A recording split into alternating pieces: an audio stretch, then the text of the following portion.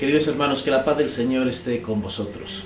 Este sábado cuarto de Cuaresma nos presenta la liturgia un texto del Evangelio de San Juan que requiere una explicación porque ciertamente no es fácil comprenderlo en su plenitud.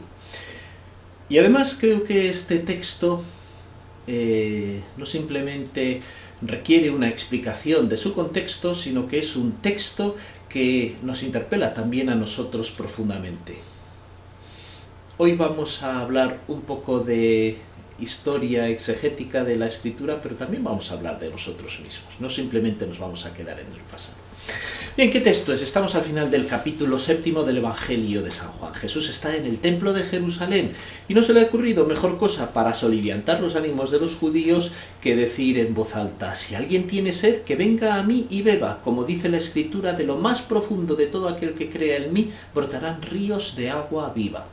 Jesús está en el templo, dice que quien crea en él brotarán de él ríos de agua viva, como el profeta Ezequiel había dicho que del templo Dios haría salir las aguas que devolverían la vida a la tierra arrasada. Nuevamente Jesús se presenta como el Dios, se manifiesta como la presencia de Dios entre los hombres. No simplemente como una persona, como un profeta, sino como el cumplimiento de las profecías, de las promesas hechas por Dios a Israel de una manera plena, la presencia de Dios en medio de su pueblo. Estamos en el contexto, además, lo venimos viendo todos estos días, de la polémica de Jesús con los judíos acerca de su persona, de su origen. Y es aquí donde enlazamos con el texto que nos trae hoy a colación la liturgia. Al oír esto, dice el Evangelio, al oír a Jesús manifestarse de este modo, algunos afirmaban: seguro que este es el profeta. Otros decían: este es el Mesías. Y otros, por el contrario, decían: ¿acaso va a venir el Mesías de Galilea? ¿No afirma la Escritura que el Mesías tiene que nacer de la misma familia de David y de su mismo pueblo, de Belén? Bien. Vamos a intentar explicar todo esto que tenemos aquí ante nosotros. Los contemporáneos de Jesús no tenían una idea única, clara y definida de cómo iba a ser cómo se iba a manifestar o cómo iba a aparecer el Mesías. Había varias opiniones, varias ideas, que unas veces coincidían y otras no. Dicen unos: es el profeta. Está aludiendo a un texto del libro del Deuteronomio, en el cual dice Dios: yo suscitaré un profeta, un nuevo Moisés. Y ellos esperaban al Salvador como el profeta, ya no un profeta, sino el profeta, con una altura similar o mayor a la que tuvo Moisés en medio del pueblo de Israel. Una línea. Otra línea es el Mesías. La palabra Mesías es la palabra hebrea, que es lo que en griego se traduce Cristo y en latín el ungido, en castellano, en español ungido. No significa nada más que el rey de Israel. El rey era ungido y con aceite, y era lo que le investía de la potestad real. Es decir, el Mesías sería el rey de Israel. Entonces unos dicen es el profeta, otros dicen es el Mesías, es decir, el rey de Israel en el sentido de David, de Salvador del pueblo, etc. Pero claro, otros dicen no puede ser porque Jesús ha nacido en Galilea y de Galilea no puede venir no ha venido ningún profeta. Además, tiene que nacer en la familia de David y en su pueblo, en Belén. En todo esto, en este texto, tendremos que retroceder unos versículos más atrás, hasta el versículo 27, para entender lo que está pasando. Pero por otra parte, cuando aparezca el Mesías, nadie sabrá de dónde viene y sabemos de dónde es. Jesús suscita una polémica. La polémica es que su procedencia lo inhabilita Sabemos quién es, lo inhabilita para ser el Mesías, el esperado, en cualquiera de las líneas que se presentaban. De hecho, junto a estas dos líneas anteriores, el Mesías y el profeta, aquí aparece una tercera que tal vez era la más importante entre los judíos. Ellos creían que el Mesías nadie sabría de dónde es. ¿A qué se refiere esto? Que esto es muy importante para entender esta polémica de Jesús. Nadie sabría de dónde es. Israel había tenido muchos salvadores, había tenido situaciones difíciles, habían llamado al Señor y el Señor había suscitado, había dado su espíritu a una persona que había actuado como salvador del pueblo. Pero ¿qué es lo que pasaba? Eran liberaciones, salvaciones limitadas a un contexto histórico, que a continuación venía otro contexto histórico en el cual aparecía el nuevo imperio y volvía a estar de nuevo en la esclavitud. Es decir, eran liberaciones parciales. Al final de la época helenística, unos 200 años antes de Cristo, se va desarrollando en la mentalidad religiosa de Israel, se va abriendo paso la idea de que va a llegar una salvación, pero que no va a ser una salvación limitada al tiempo, sino que va a ser la salvación definitiva de Dios al pueblo, su manifestación clara ya y contundente, incontestable, ante toda la humanidad de la presencia de Dios. Es lo que se llama la apocalíptica judía. Son los últimos libros de la Biblia, en relación con los macabeos, con el profeta Daniel, etc. Cuando en el Evangelio de San Juan se dice del Mesías no sabemos de dónde va a venir, ¿qué es lo que se quiere decir? Lo que se quiere decir es que el origen, la procedencia del Mesías no va a estar ligada a un linaje humano, sino que va a venir directamente de Dios. No sabremos de dónde vendrá. En este sentido, en todo el capítulo 7, cuando se establece la discusión entre Jesús y los judíos, Jesús afirma reiteradamente: vosotros no sabéis de dónde vengo yo, porque yo tengo mi origen en mi Padre, en el Padre. El Padre me conoce y yo conozco al Padre, y yo vengo de Él. Evidentemente, los judíos que escuchaban a Jesús eran conscientes de que lo que Jesús afirmaba al afirmar esto es que Él estaba junto a Dios. Y evidentemente también en el Evangelio según San Juan, por eso se inicia con ese poema: en el principio era el Verbo y el Verbo era Dios y el Verbo estaba en Dios. ¿Por qué? Porque Jesús tiene un origen humano, pero también tiene un origen divino. Este origen divino es el Hijo que está en Dios antes de que exista nada, antes de la creación. Está en Dios, es Dios mismo, que se encarna y viene a nosotros. Y por supuesto también podemos entender por qué el Evangelio de San Lucas tiene tanto interés en poner de manifiesto que si el origen de Jesús está en Dios, en lo divino, en lo humano, por su filiación, su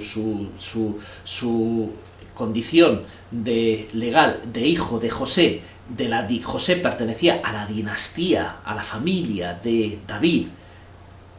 En este sentido enlaza con lo que es el origen de su condición mesiánica, es decir, de su pertenencia a la descendencia de David. Y en el mismo Evangelio de San Lucas también se nos pone de manifiesto que Jesús no nació en Galilea, sino que nació en Belén, con motivo del censo que tiene que hacer, que se tiene que hacer en Israel, mandado por el emperador de Roma. Y entonces, como cada persona tenía que ir a donde tenía su origen familiar, José, que vivía en Galilea, en el norte de Israel, tuvo que bajar hasta las cercanías de Jerusalén, donde está la aldea de Belén. Y en ese sentido, todas las profecías que convergen en la idea mesiánica davídica del antiguo Israel, convergen así también en Jesús. Este es un poco, digamos, el contexto de esta polémica acerca del origen. Y por esto es tan importante este tema del origen, la procedencia de Jesús, porque es lo que suscitó la discusión entre sus contemporáneos. ¿Cómo va a ser el que esperamos si viene de Galilea? Si sabemos quién es. No puede ser, no puede ser. A pesar de que los signos acreditaban claramente a Jesús como alguien que hacía signos que solo Dios puede hacer, de curación, de salvación, y que habla unas palabras con una autoridad que no deja de sorprender a sus contemporáneos. Esto es lo que a continuación nos va a plantear el Evangelio de hoy. dice así el texto: había una gran división de opinión acerca de Jesús. Algunos querían detenerlo, pero nadie se atrevió a ponerle las manos encima. Los guardias fueron donde estaban los jefes de los sacerdotes y los fariseos, y estos les preguntaron: ¿por qué no le habéis traído? Mandan a los guardias a detener a Jesús, no lo detienen, vuelven a los jefes del templo, a los fariseos, y les dicen estos: ¿por qué no habéis detenido a Jesús? Y la contestación de los guardias es muy significativa: nadie ha hablado jamás como lo hace ese hombre. De todo esto podemos deducir tres cosas claras. Una, las afirmaciones, pretensiones, manifestaciones, revelaciones de Jesús. Dos, la contradicción que suscitan estas manifestaciones, estas revelaciones dentro del pueblo de Israel a causa de su condición de Galileo. Pero tres, también, en la respuesta de los guardias, ¿qué es lo que vemos? Que en cualquier caso, Jesús no dejó indiferente a nadie. Jesús fue una persona que habló con una autoridad y que hizo unos signos que ciertamente dejaron atónitos a todos los que lo escuchaban. Y por eso mismo suscita esta gran discrepancia, esta gran contradicción dentro del pueblo de Israel. La respuesta de los guardias, desde luego, enfureció a los sacerdotes y a los fariseos. ¿Pero cómo? Es que os habéis también dejado vosotros seducir. Sois unos malditos como esa gente de populacho que no entiende de la ley ni entiende nada. Se levanta Nicodemo, que había hablado con Jesús, así de una manera muy tímida, y dice allí en el consejo: hombre, y no antes de condenar a una persona, según dice la ley, no vamos a escucharlo. Y le contestan también furibundos: es que tú te has vuelto también un Galileo. ¿No sabes que de Galilea no puede venir nadie que venga a salvarnos en nombre de Dios?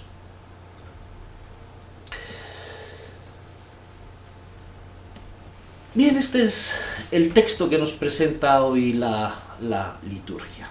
Ciertamente, podríamos resumirlo: la contradicción que generó Jesús entre sus contemporáneos por su pretensión de ser el Hijo de Dios. Dije al principio, esta es la explicación de este texto. Y a nosotros esto que nos va y que nos viene, las discusiones entre los judíos sobre su ley, si cumplía o dejaba de cumplir las profecías que existían en la antigüedad en los libros sagrados. Bien, nosotros yo creo que estamos en las mismas, es decir, yo creo que es incontestable afirmar históricamente que Jesús de Nazaret existió. Hay quien lo niega también. Hace poco vi una película que más o menos quería desmontar el cristianismo afirmando que esto era una ilusión. De hecho, la película creo que se trataba de unos arqueólogos que encontraban una tumba en Jerusalén y allí dentro había un cadáver de un esqueleto de un hombre crucificado, y llegaban a la conclusión de que era Jesús, con lo cual quedaba desmontado todo el cristianismo de una manera científica, empírica, racional. Bien, es una elucubración un poco fantástica. Que yo sepa, es difícil que hoy encontremos los cadáveres de los emperadores romanos o de Alejandro Magno, o de cualquier persona notabilísima de la antigüedad, cuanto menos de una persona que fue crucificada. Que haya sepulcros en Jerusalén con cadáveres de personas crucificadas era una forma de ejecución normal de la que Jerusalén se utilizó mucho y que debe haber cientos debajo de esas ruinas. Y en cualquier caso también hay que tener en cuenta, cualquier excavación arqueológica en Jerusalén cuenta con el hándicap de que esa ciudad en el año 70 fue profundamente demolida por los romanos, y es muy difícil afirmar nada a nivel arqueológico con una precisión tan determinada acerca de lo que hay en Jerusalén por debajo. Podemos afirmar los grandes edificios y tal vez otras cosas en Jerusalén es muy difícil afirmarlo. Esto está en línea con lo que nos decía San Anselmo. Vamos a ver, San Anselmo decía: nuestra fe cristiana no es una fe en la racionalidad, no llegamos a la fe por nuestra propia razón. Ahora bien, es razonable. Es decir, hay argumentos, tiene una lógica interna que la hace creíble. Pero, digamos, la discusión el problema que nosotros, en el fondo, tenemos el mismo problema. Bien, aceptemos que Jesús de Nazaret vivió históricamente. Eso no significa que ni sea Dios, ni sea nuestro Salvador, ni tenga nada que decirnos hoy a nosotros, después de 2000 años, que no nos pueda decir Sócrates, Buda o cualquiera de los hombres grandes de la antigüedad como maestros de la humanidad. Es decir, ¿es Dios salvándonos? ¿Es la presencia definitiva de Dios salvándonos? Y aquí es donde estamos nosotros, en la misma contradicción que podían estar los judíos, en la misma. Porque nosotros también tenemos ante nosotros el testimonio de aquellos signos que hizo Jesús, de aquella manifestación que llamó la atención de una manera tan poderosa y que convirtió a tantos hombres, y la presencia de Jesús además a lo largo de la historia de estos siglos en quienes han decidido creer en él. Hoy recordaba yo un poema, en realidad es una obra de teatro, es para mí la obra de teatro de lengua castellana, de lengua española más hermosa que existe, El Príncipe Constante de Calderón de la Barca. De hecho, decía un poeta alemán, Goethe, el día que desaparezca la poesía de la tierra podrá reconstruirse con fragmentos del Príncipe Constante de Calderón de la Barca. Esta obra de teatro de Calderón de la Barca tiene el argumento es la historia de un príncipe portugués que está en la expedición que va a conquistar Ceuta, la expedición fracasa, queda cautivo de los moros que están allí en la ciudad, y está en la tesitura de salvar la vida y su situación y su prestigio abandonando la fe cristiana, o perderla permaneciendo en la fe cristiana. Calderón, en su magistral poesía, nos dejó unos versos que yo creo que pueden ser hoy el colofón para nuestra meditación sobre este evangelio que hemos escuchado. Dice así el príncipe cuando está a punto de morir, pero no quiere renunciar a su fe.